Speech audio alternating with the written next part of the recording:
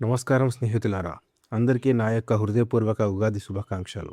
ఉగాది అనేది కేవలం ఒక పండుగ మాత్రమే కాదు. ఇది మన జీవితానికి కొత్త వెలుగులు తీసుకొచ్చే కొత్త ప్రారంభం కూడా. కొత్త ఆశలు, కొత్త లక్ష్యాలు, కొత్త కలలతో మొదలయ్యే ఈరోజు మన తెలుగువారి ప్రజల సంప్రదాయాల్లో ప్రత్యేకమైన స్థానం కలిగి ఉంది ఈ ఉగాది.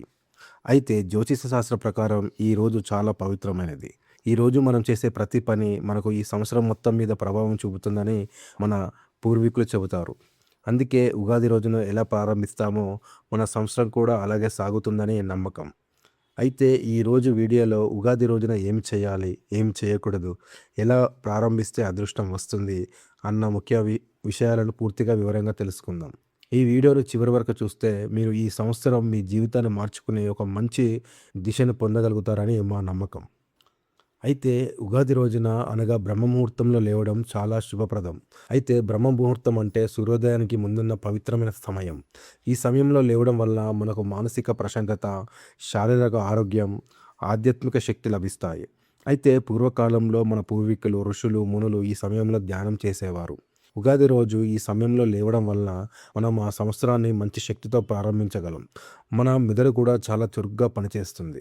లేవగానే మొదట దేవుని స్మరించుకోవాలి. ఓం నమో నారాయణాయ లేదా ఓం నమః శివాయ వంటి మంత్రాలను జపించడం చాలా మంచిది. ఇక రెండవదిగా ఉగాది రోజున నువ్వులతో అభ్యంగ స్నానం చేయడం చాలా ముఖ్యమైన సంప్రదాయం. ఇది కేవలం శరీర శుభ్రత మాత్రమే కాదు. ఇది ఒక ఆధ్యాత్మిక శుద్ధి. నువ్వుల నూనెను శరీరానికి రాసుకోవడం వల్ల శరీరంలో ఉన్న దోషాలు తొలగిపోతాయని మన ఆయుర్వేద గ్రంథాలు కూడా చెబుతాయి. అలాగే ఇది మన మనసుకు ప్రశాంతత ఇస్తుంది. అయితే స్నానం చేసిన తర్వాత కొత్త తెల్ల బట్టలు ధరించడం ద్వారా ఒక శుభ సంకేతం. ఇది మన జీవితంలో కొత్త ఆరంభాన్ని సూచిస్తుంది. ఇక మూడవదిగా ఉగాది పచ్చడి అనేది ఈ పండుగలో అత్యంత ముఖ్యమైన భాగం. ఇందులో 6 రుచులు ఉంటాయి. మొదటిది తీపి, పులుపు, చేదు, కారము, ఉప్పు, కషాయం.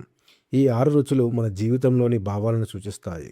తీపి అంటే ఆనందం, చెడు అంటే బాధ, పులుపు అంటే ఆశ్చర్యం, కారం అంటే కోపం, ఉప్పు అంటే ఆసక్తి, కషాయం అంటే నిరాశ.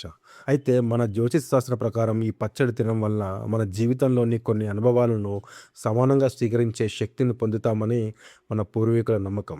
ఇది మనకు మానసిక బలాన్ని కూడా చేకూరుస్తుంది. ఇక ఇక తర్వాతదిగా ఉగాది రోజున పంచాంగం వినడం చాలా ముఖ్యమైన సంప్రదాయం. పంచాంగం అనేది ఒక సంవత్సరం యొక్క జ్యోతిష సమాచారం. దీనిలో గ్రహాల స్థితి, రాశి ఫలాలు, శుభముహూర్తాలు వంటి ఎన్నో రకాల వివరాలు ఉంటాయి. పంచాంగ శ్రవణం వలన మనం ఆ సంవత్సరం ఎలా ఉండబోతుందో తెలుసుకోవచ్చు. ఇది మనకు ముందస్తు అవగాహన ఇస్తుంది. ఇక ఐదవదిగా ఉగాది రోజున ఇంటిని శుభ్రంగా ఉంచుకోవడం అతి ముఖ్యమైన విషయం. తలుపు ముందు మామిడి ఆకులతో తోరణం కట్టడం చాలా శుభప్రదం. ఇది ఇంట్లో సానుకూల పాజిటివ్ శక్తిని తీసుకువస్తుంది అని నమ్మకం. రంగవల్లి వేయడం కూడా ఒక మంచి సంప్రదాయం.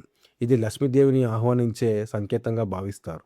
ఇక ఆరవదిగా ఉగాది రోజున దేవుడిని పూజించడం చాలా ముఖ్యమైనది. దీపం వెలిగించడం, నైవేద్యం పెట్టడం మరియు ప్రార్థన చేయడం, కుటుంబ సమేతంగా ప్రార్థన చేయడం మనకు శాంతిని ఇస్తాయి. అలాగే దానం చేయడం కూడా ఒక ముఖ్యమైన ఆనవాయితీ. పేదలకు ఆహారం లేదా బట్టలు ఇవ్వడం వల్ల చాలా పుణ్యం లభిస్తుంది. ఇప్పటివరకు మనం ఏం చేయాలో నేర్చుకున్నాం. ఇక చేయకూడని పనులు కూడా తెలుసుకుందాం మా స్నేహితులారా. ఉగాది రోజున కొన్ని పనులు చేయకూడదు. ఆలస్యంగా లేవడం, కోపం చూపించడం, గొడవలు పడడం, నెగిటివ్ ఆలోచనలు చేయడం. ఈ పనులు మన సంవత్సరాన్ని ప్రభావితం చేయవచ్చు. అందుకే ఉగాది రోజున మనం ఏం ఆలోచిస్తామో అది చాలా ముఖ్యం. పాజిటివ్ ఆలోచనలు మన జీవితాన్ని మార్చగలవు. ఈరోజు మనం మంచి సంకల్పాలు తీసుకుందాం. దృఢ సంకల్పంతో ముందుకు వెళ్దాం స్నేహితులారా. ఉగాది రోజున ఈ విషయాలు పాటిస్తే ఈ సంవత్సరం మొత్తం శుభప్రదంగా ఉంటుందని మా నమ్మకం. ఈ ఉగాది మీ జీవితంలో సంతోషం, ఆరోగ్యం మరియు సంపద తీసుకురావాలని మనస్ఫూర్తిగా కోరుకుంటున్నాను. ఈ వీడియో మీకు నచ్చినట్లయితే లైక్ చేయండి. మరిన్ని వీడియోల కోసం వెంటనే సబ్స్క్రైబ్ చేయండి. ధన్యవాదాలు.